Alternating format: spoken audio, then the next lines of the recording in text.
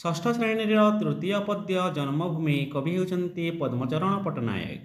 एही पद्यटी को आज आमे आवृत्ति करिबा चलंतु।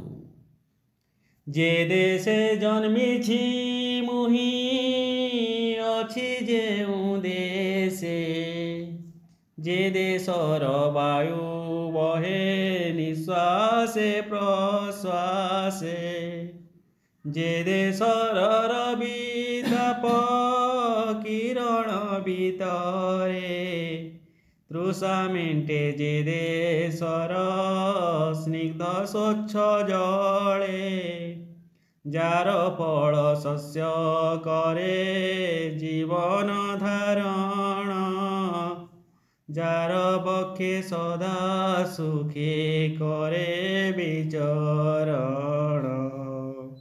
सेहि मोर जन्म भूमि जननी समान, धरा तले काहीं अछि ता समान स्थान, हो बंधु ता समान स्थान। जे देशे अछंती मोर प्रिय परिवार, दयामय पिता पुणी जननी मोहर, स्नेहर पितुला भाई भौणी सकळे, सवंती फुटिला फूल परी मोर घरे। जे देश खेलर साथी प्रिय बंधुगण, आहा प्रिय बंधुगण,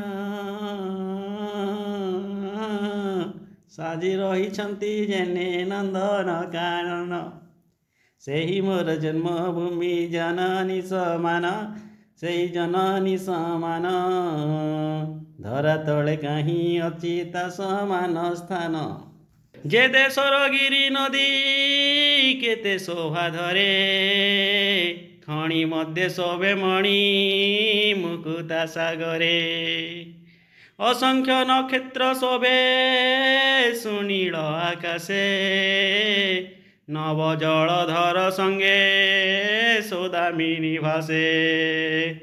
जे देश कानने शोभे केते तोरा फूल, कल कंठे गाए गीत विहंगम कुल। सेही मोर जन्मभूमि जननी समान, धरा तले काहीं अछि ता समान स्थान।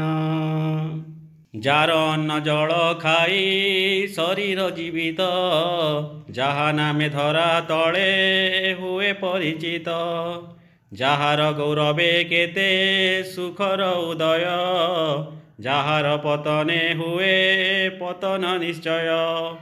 दूर देश थाई जाकु करिले स्मरण, घांटी हुए मन दुखे झुरई नयन, ताहा लागी शरीरर रक्त बिंदु दान, जे न करे कृतघ्न से पशुर समान, से पशुर समान। खोली देख इतिहास केते महावीर, स्वदेश मंगले देई अछंती शरीर, निज सुख शांति घर परिवार भूली, द्वारे द्वारे बुलिछंती घेनी भिक्षा झुली। मुंड झाड़ गोड़े मारी लोकंक मंगले, लेखि जाइछंती नाम अक्षय अक्षरे, काले काले लोक मुख घोषे तांको नाम, धन्य तांको पिता माता धन्य जन्म स्थान, धन्य तांको पिता माता धन्य जन्म स्थान।